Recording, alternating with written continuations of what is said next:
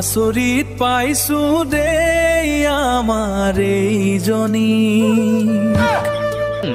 মুখ খালি সদায় সন্দেহ কৰি থাকে বুজি পাইছেনে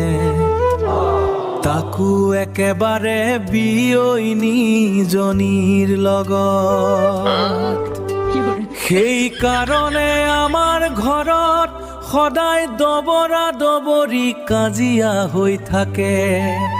মুঠতে কি যে হ'ব নহয় এইজনীৰ লগত